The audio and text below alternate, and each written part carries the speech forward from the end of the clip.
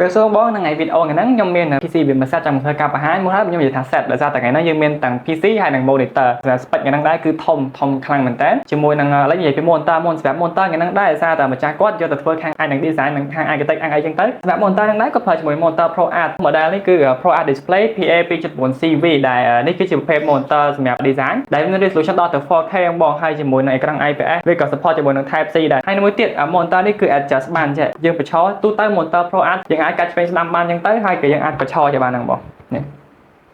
បើសិនជាបងចង់យកនេះធ្វើ monitor Discord អីចោលតែទិញ Pro Art ដាក់ Discord វាមិនសមតែហើយមួយទៀតខ្ញុំប្រាប់ថា monitor នេះក៏វាមានជាមួយនឹង built-in speaker ដែរដែលខ្ញុំមើលនៅខាងក្រោយនេះក៏វាមានឃើញមានបាសពីរអញ្ចឹងមានថា speaker វាក៏លឺប្រួលដែរចាំអាហ្នឹងឲ្យយើងតែបានចាំមើលទៀតហើយសម្រាប់ថ្ងៃ monitor គឺតែប៉ុណ្្នឹងទេសម្រាប់ PC លើមកអាចកលេចមើល spec មួយខ្ញុំនាងបង PC បើខ្ញុំបាននិយាយសម្រាប់ spec ថ្ងៃនោះដែរមិនមែនធំតែ spec ទេខេសក៏ធំដែរខេសថ្ងៃហ្នឹងខ្ញុំប្រើជា case Top Gaming GT 312 ARGB ដោយសារតែខេសហ្នឹងវាមានអាទាំងហាលវាខាងមុខ3ហ្នឹងគឺវាស៊ីនជាមួយនឹង motherboard ហើយវាមានខាងក្រោយមួយទៀតចឹងអត់4គ្រាប់ទាំងហាលក្នុងខេសហ្នឹង cooler គឺយើងប្រើ Top ដែរហ្នឹងហើយនេះបងអាចមើលបានសម្រាប់ cooler គឺយើងប្រើ Top Gaming LC អានេះគឺ LC2 360 ARGB ជាប្រភេទ liquid cooler ហើយទាំងហាល3 spec ហ្នឹងដែរគឺយើងប្រើជាមួយនឹង motherboard នេះសេរីពួក Z អានេះគឺ Z790 Gaming Wi-Fi 2 អានេះជាសេរីទី2ហើយតែមួយវាប្រើ Wi-Fi 7 ទៀតតែ motherboard យ៉ាង DDR5 គឺយើងប្រើ RAM Vengeance មកដល់610អញ្ចឹងពីហ្នឹង 32GB យើងនៅសល់ slot ថែម2ដើមទៀតបើ speed នេះគឺដល់ទៅ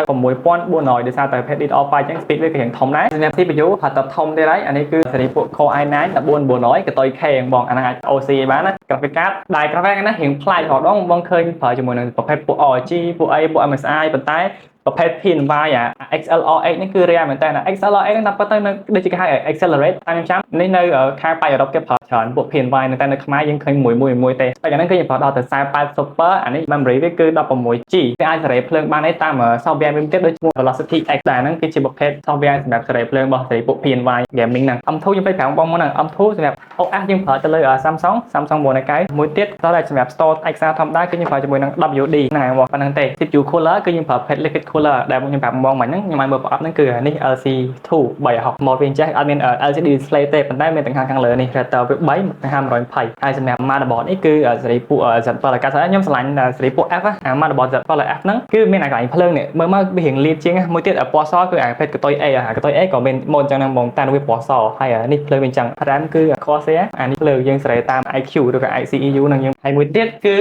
power យើងប្រើជាមួយ power Corsair ដោយសារតែ spec យើងធំជាងត្រូវការ power ច្រើនយើងប្រើដល់ទៅ power 1000W ដែរនេះគឺយើងប្រើរបស់ Corsair RM1000X ហើយមែនទេបងសម្បត្តិទៅលើ power ហ្នឹងជាប្រភេទសេរីថ្មីព្រោះដល់ power supply វាចេញតែតាមកតុយប៉ុន្តែអានេះបងឲ្យមើលអត់បាននេះ power គឺវាចេញតាមនេះវិញហ្នឹងហើយឥឡូវ spec ខ្ញុំរៀបប៉ុណ្ណឹងបងអាចមើលពីរបស់ PC បានតែសម្រាប់ case ហ្នឹងដែរដោយសារ case វាធំដែរអញ្ចឹងវាមាន pre-install ទាំងខាងមុខ3ជាប្រភេទទាំងខាង140នេះក្រោយនេះ140មួយដែរអូខេបងនេះគឺជា PC build ខ្ញុំបាននិយាយមិញសម្រាប់ spec ហ្នឹងរៀងធំមិនធំតែ spec ជា case ក៏ធំដែរហើយមួយវាធ្ងន់ទៀតបាទបងអរគុណបងសម្រាប់ការតាមដានវីដេអូមួយហ្នឹងដែរអញ្ចឹងវីដេអូហ្នឹងមិនតែប៉ុណ្្នឹងទេព្រោះដល់យើងបង្ហាញម៉ាស៊ីន game តាមពិតទៅម៉ាស៊ីនធ្វើការក៏យើងមានវាចេញច្រើនដែរគាត់ថាយើងថតអស់ទាំងបងហើយចឹងបើសិនជាបងចង់វា PC gaming ចង់វា PC ឬក៏ធ្វើការរៀនចង់ធ្វើ architect ចង់ design ហ្នឹងបងអាចតាក់ទងមកខាងយើងបានបើសិនជាបងឆ្ងល់បងអាចសួរព័ត៌មានរបស់ពួកយើងឬក៏ប្រាប់ជា spec ឬក៏ប្រាប់ជា budget ប្រាប់ពីតម្រូវការរបស់បងពួកយើងនឹងរៀបចំជូនហើយមានតែប៉ុណ្្នឹងទាំងបងវីដេអូក្រោយៗយើងនឹងបង្ហាញអីដែលប្លែកៗទៀតអរគុណបងជំរាបលាបាយបាយ